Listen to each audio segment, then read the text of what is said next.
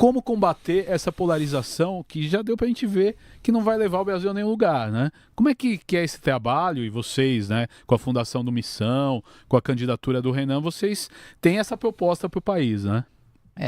Nós não gostamos nem do termo terceira via, nem do termo derrotar a polarização, porque polarização sempre vai existir, né? E nos países desenvolvidos, naturalmente, a eleição acaba culminando, né? É natural que isso aconteça, né, em todos os países, em dois polos, né, que vão, digamos assim, podem não representar todo o espectro ideológico em 100% da sua crença, ou seja, o Lula ele não representa tudo aquilo que toda a esquerda pensa, né? Aliás, uma esquerda mais jovem é bastante crítica ao Lula, acha que o Lula tá mais à direita do que à esquerda, né? A esquerda mais jovem chama o Lula de neoliberal, chama ele de traidor da revolução, enfim, que na minha avaliação é um pensamento maluco, assim. Eu que estou dentro do Congresso sei que ele não tem uma visão nada liberal, nada responsável do ponto de vista fiscal, enfim, de eficiência do Estado, mas essa visão que a esquerda mais jovem tem. Da mesma maneira que o bolsonarismo está muito longe de representar os valores da direita, que é o nosso ponto, ocupar o polo da direita, né? Polarização esquerda e direita sempre vai existir. Agora, mas com esse ódio talvez não, né? É isso que eu ia entrar agora. A polarização, ela precisa ter fundamento, ela precisa ser com base em propostas e não em figuras, né? Aliás, saiu hoje uma pesquisa interessante do Poder 360, mostrando que o eleitor que mais se preocupa com proposta apoia o Renan. 74% dos eleitores que se preocupam com proposta, né, apoiam o Renan, né, e depois vem os outros colocados. A média nacional é de 60% de eleitor que se preocupa com proposta. Dentro da parcela do eleitorado do Renan, isso é de 74%. Então, esse é o nosso ponto. Não ser uma polarização entre figuras. Porque a esquerda hoje, tudo que o Lula fizer e tudo que o Lula mandar, ela vai seguir. Né? Eu estou falando de maneira geral, a base do governo, os principais partidos de esquerda, eles submetem os seus projetos ao projeto do Lula. Então, quando o Lula entra em contradição, eles defendem essa contradição, em regra, né? A base do governo. Quando ele implementa uma política pública que anteriormente, por exemplo, a base, me veio uma coisa à cabeça agora, que de um discurso do Lula numa sanção do projeto antifacção. O PT tem historicamente uma posição mais garantista, uma posição mais de defender a emancipação penal, né? De defender menos pessoas sendo presas, de um sentimento anti-encarceramento e de um sentimento de pensar nos criminosos do ponto de vista social, do ponto de vista da ressocialização. O Lula sancionou a lei antifacção, que vai no sentido contrário do que o PT sempre defendeu, de garantismo. É uma lei punitivista, é uma lei dura, né? É um relatório que inicialmente, né, o governo foi contra dentro da Câmara, mas por ser ano de eleição e por eles terem entendido que, digamos assim, o posicionamento pró-criminoso, pró-ressocialização é um posicionamento muito impopular e que pode fazer com que eles percam a eleição, o Lula sancionou o projeto e ele deu o discurso a favor do fim do auxílio reclusão para faccionados. E a defesa do auxílio reclusão sempre foi feita por parte do PT e por parte das esquerdas. Mas aí o Lula muda de posição por causa da eleição e não há crítica no campo da esquerda. Porque não existe uma coerência ideológica, um compromisso com um programa. Tem um compromisso com uma figura. Da mesma maneira, no lado do bolsonarismo, vamos pegar a perspectiva econômica, né? No último ano do mandato do Bolsonaro, ele aprovou uma PEC que criou um rombo nos cofres públicos, que foi a PEC Kamikaze. Apelidada de Kamikaze pelo próprio ministro da Economia do Bolsonaro, Paulo Guedes. E aí, os petistas e os bolsonaristas votaram junto nessa PEC. E o bolsonarismo, que deveria supostamente representar a direita, representar o fiscalismo, representar o equilíbrio fiscal, representar a responsabilidade com as contas públicas, vota a PEC Kamikaze e defende a PEC Kamikaze, porque eles não têm compromisso com o programa, eles têm compromisso com o que o Bolsonaro diz. E se o Bolsonaro ontem disse A e hoje diz B, eles fazem um malabarismo para defender o B, né? Ainda que historicamente tenha sido A, a mesma coisa. O enfrentamento ao petismo, né?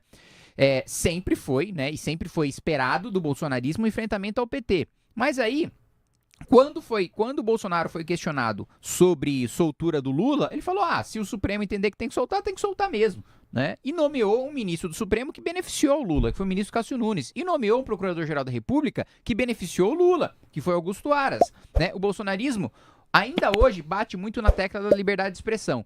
Mas eu me lembro quando o governo Bolsonaro colocou a Polícia Federal atrás de um sujeito que disse que o Bolsonaro era pior do que um pequi ruído, né? Que é uma crítica política, assim, pelo amor de Deus, das mais leves, né? Chamam o presidente da República. Todo presidente da República é chamado de coisas muito piores, né? Por cidadãos, né? Ao longo de governos. Falar de um pequi ruído, você colocar a Polícia Federal pra ir atrás de um cara desse é completamente incompatível com a liberdade de expressão. Mas na época, os bolsonaristas defenderam que o cara do pequi ruído tinha que ser perseguido pela Polícia Federal. Então, o nosso ponto é o seguinte: a polarização que nós defendemos, porque sempre vai haver polarização, e é bom que haja, porque é melhor que haja polarização do que o debate seja unipolar, né? Que só tenha uma visão de mundo hegemônica, que é típica de regimes autoritários, numa democracia natural que haja polarização, mas que ela seja baseada num fundamento, numa proposta, porque eu sou cobrado pelo meu apoiador, pelo meu eleitor, quando parece haver uma contradição. Ele fala, pô, Gui, você defende tal coisa, nós defendemos tal coisa. Essa sua votação aqui parece contraditória, né? Então, quando eu mudo de ideia ao longo do tempo, eu preciso justificar, explicar por que eu mudei de ideia e aí tentar convencer o meu apoiador de que ele precisa também, e nem sempre eu consigo. Da mesma maneira como tem uma votação que parece contraditória, eu preciso explicar do porquê não é contraditória. É muito diferente do fanático petista ou bolsonarista que a todo custo vai defender o que o Lula faz ou o que o Bolsonaro faz. Deputado, conversando com alguns analistas políticos, eles falam assim, é preciso reorganizar a direita. Até analistas mais de esquerda falam, tem que reorganizar a direita. Você colocou aqui que nós queremos ocupar esse espaço da direita. Da direita ou da extrema direita? Porque há muita acusação em relação ao MBL e até você de que vocês são extremistas, extrema direita. Olha, nós não somos extremistas porque na minha avaliação, quando você coloca que uma pessoa é de extrema esquerda ou é de extrema direita, isso pressupõe que ela defende a aniquilação dos seus inimigos e que o pensamento dela seja hegemônico numa ditadura. É isso que me vem à cabeça quando se fala em extremismo. Não é o que nós defendemos. Agora, nós somos radicais. Por quê? Porque nós acreditamos que o Brasil precisa de mudanças radicais. Porque a gente acredita que nos últimos 40 anos, aliás, nós não acreditamos, é a constatação de um fato. Nos últimos 40 anos, nós ficamos legados à miséria, à mediocridade, né? Nós tivemos grandes períodos de queda e alguns períodos de crescimento medíocre. Então, assim, a minha geração, ela não consegue comprar um apartamento, ela não consegue comprar um carro. Ela, assim, do ponto de vista patrimonial, a minha geração está pior do que a geração dos meus pais. Porque o meu pai, quando era criança, ia lá, criava pintinho, vendia na feira, plantava, vendia, depois ali minha família tinha uma roça ali no Itaim Paulista e se virou dessa maneira, cresceu, conseguiu comprar uma casa, conseguiu comprar um carro.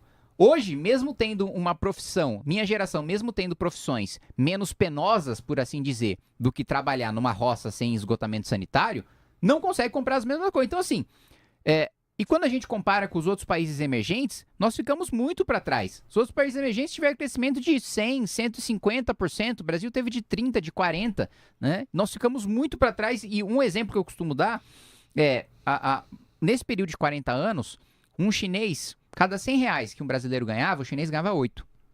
40 anos. Hoje, cada 100 reais que o brasileiro ganha, o chinês ganha 110. Saiu, olha quanto é grotesca essa proporção. Então, nós somos radicais sim, porque nós vivemos hoje numa situação de extrema miséria, de um país extremamente pobre, mais pobre do que as pessoas imaginam. Quando você vai conhecer o Brasil profundo e quando você vai entender fora de uma bolha de classe média como vive a maior parte dos brasileiros, você chega à constatação de que nós somos um país miserável. Nós somos um país em que, do ponto de vista de esgotamento sanitário, nós vivemos num período medieval ou até pré-medieval, porque Roma ainda tinha bons aquedutos, né? Então, realmente nós vivemos numa situação que exige radicalismo para ter mudanças significativas. Porque as soluções que nós tivemos, por assim dizer, de centro, foram remendos, né? Remendos que não solucionaram estruturalmente o problema do país. Então, hoje nós somos reféns do crime organizado, 40 milhões, como que não dá para ser radical quando 40 milhões de brasileiros estão sob o domínio de facções criminosas? quando o Estado paralelo do Rio de Janeiro é o governo oficial, porque o Estado oficial é o crime, o tráfico e a milícia, né? Quando o Tribunal do Crime é mais respeitado pelas pessoas do que o judiciário brasileiro. Porque, coisa que eu escuto corriqueiramente, olha, pelo menos no Tribunal do Crime, o pedófilo ele é morto.